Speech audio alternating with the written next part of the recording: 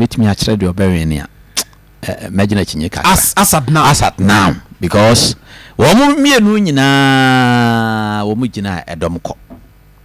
O Mampani Dada Mahama Ejina a drum who said Domku no cranny the end day. Yana camera no chap dom no more than so mbicha or non qua.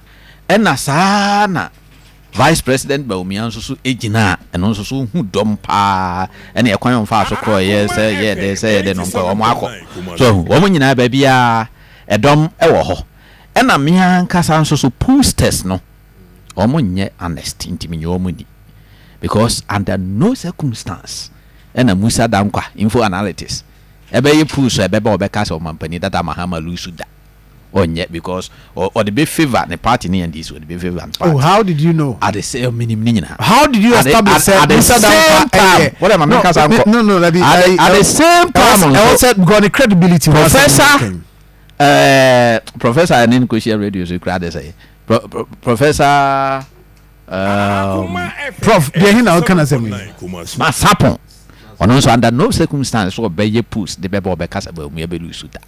Because MPP, typical MPP. I know them. Musa Damkwaya info analytics. On far push my man. Mr. Can say NDC. Mr. Boakye they okay. Sana Professor Masapon so for push my and can say MPP be lose. Me I don't trust them. Media my trust is in God. I know, say at no point. I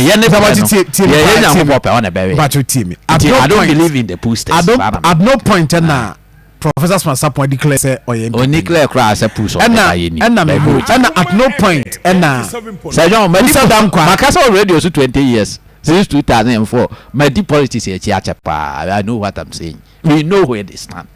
We know them. Until Omunina and baby Omujina, and may push no minini. Into the American master, many pools no any into the American. I know that you can state it, but or a party way. That is my problem.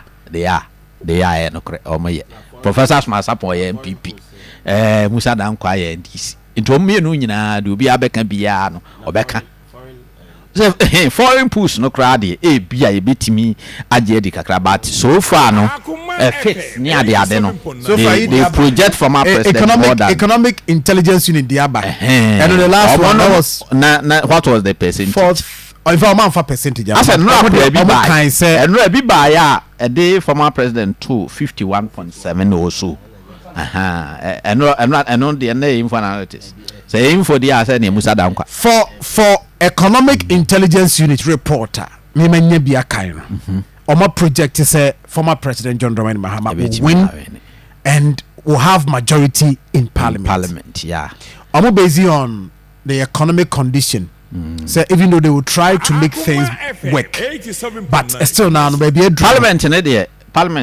I am tempted to believe say NDC between a majority, at least 140. So in 140, so in your majority, I don't know 276. To be 140, the Obama so be 130s. Ninuya, and so be a crown to a independent in pa. The other one be 136. And untina, a same way by no. Number near Bresenka Omo and Fesso Ombe Cannabocor. Because after your marking, Akopeja, Speaker of Parliament and court to Akoma. I just don't know Papa when I said now the court to Akoma. So see as a Kobasi Kotoba way, nobody knows.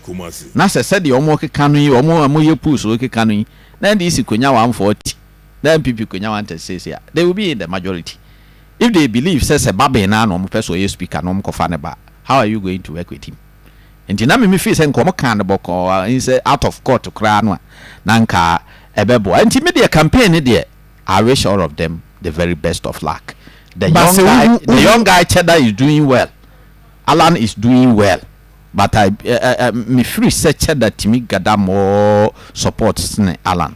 And I'm tempted to believe say be cracher that bit me and Yatodo as Alan, but Alan so bono hoso and I said yeah, me who say or bono hoso pa and sembe me no me and sabi and na me free say within the week akoswa many new one person touch on that campaign there okay.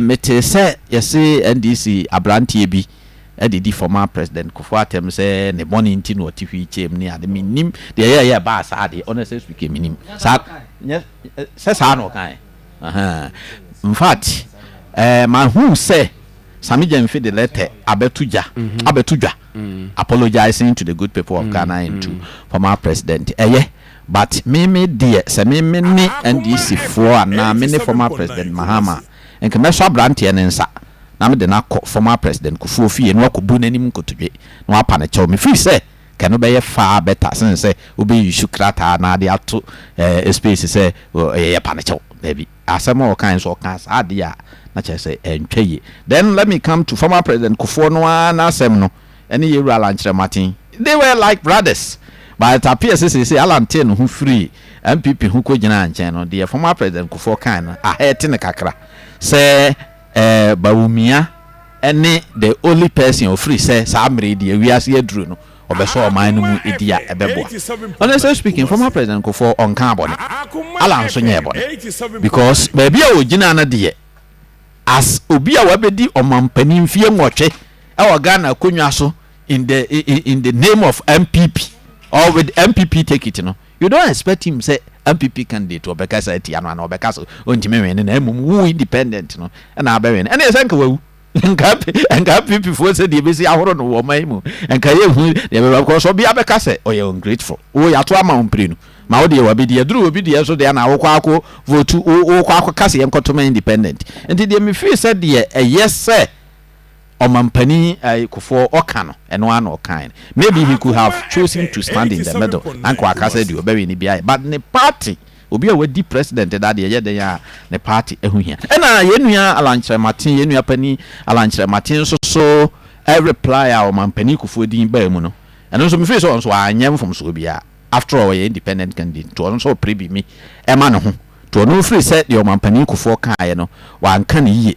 The edika okra no sen kanse so Omampani Kuffour de ho kra wura politics na okoka bibi ma wo bia ebema other side no beba bi di natem afi so de etoso me no wose ono no wo MPP mu na about 70% of the policies na ye ono ala initiative to ntimi hu de ntia former president the credit e koma Bawumia because nim the kodia party ada Bawumia ye boa former president John Kuffour maybe Nana Kuffour at time de wa ye bi enti de meka na say ye metu nkotwere ba bia da obi a adwenkyere ene ye kyerɛkyerɛ aba ne ye bekɔ akoto na obi a kyerɛ na adwene Omampani dada enso so ye Ghanaian obeto aba to kyerɛ na adwene a onye mfom so saa na ala no so kyerɛ na adwene a onye mfom so na emu NDC abrante ne de ka me feel so Omampani dada Mahama eso ne nsa e de ne Kuffour fie na okobu nkotodwa na nim na opare kyewa enka no mu beboa me da Maminko Fuga my intio so far campaign ene